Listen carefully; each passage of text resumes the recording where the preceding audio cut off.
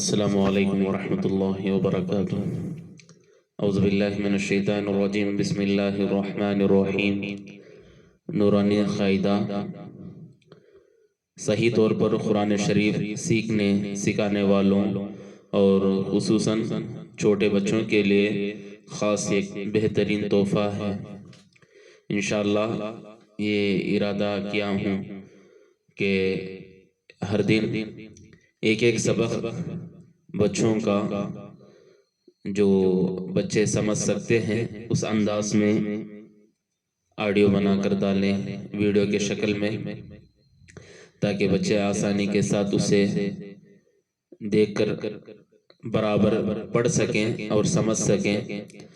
بہت سے ایسے سبق آتے ہیں جن میں آ کر تلفظ غلط ہوتا ہے، ادائیگی صحیح نہیں ہے، مگر ہمارے بچے ہمارے بڑے اسے فالو کر رہے ہیں۔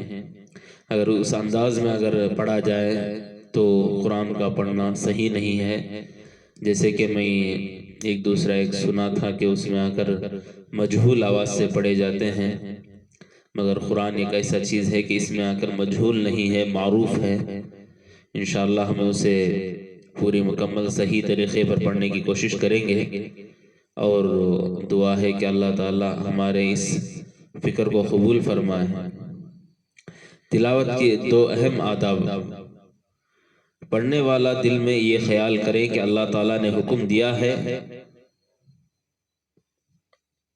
اس لیے پڑھ رہے ہیں۔ سننے والا دل میں یہ خیال کریں کہ احکم الحاکمین اور محسن اعظم کا یہ کلام ہے، قرآن پاک ہے، اس کی عظمت رکھتے ہوئے وہ سنیں۔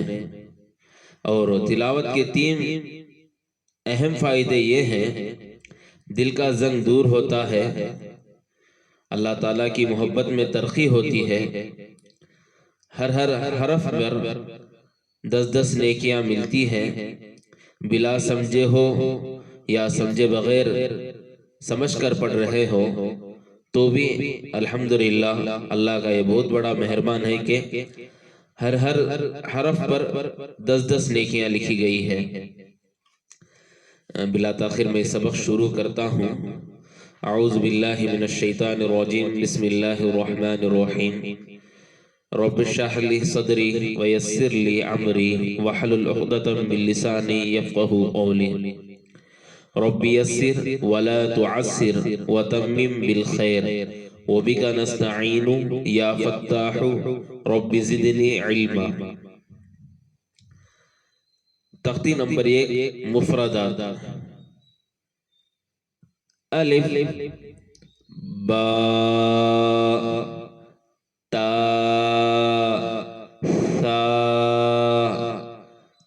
جیم، حا، خا،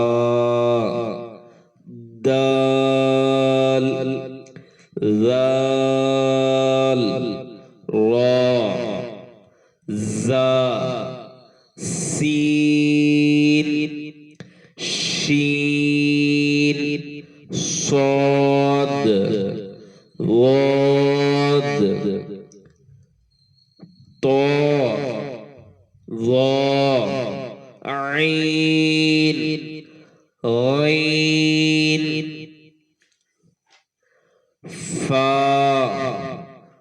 قاف، کاف، لام، میم، نون، واو، ہا، حمزہ، یا۔ لفظوں کو اچھی طرح پہچانے، اس کی ادائیگی اول سے ہی صحیح ہو تو آخر تک ہمارے پاس نورانی قاعدہ مکمل کرنے میں آسانی ہوگی۔ پہلی مرتبہ اسے سنیں اور 2-3 مرتبہ اس کو مشق کریں، اس کے بعد آگے کے سبق سنیں۔ اللہ تعالی ہم سب کو صحیح معنی میں قرآن کریم کی تلاوت کرنے کی توفیق عطا فرمائے، آمین۔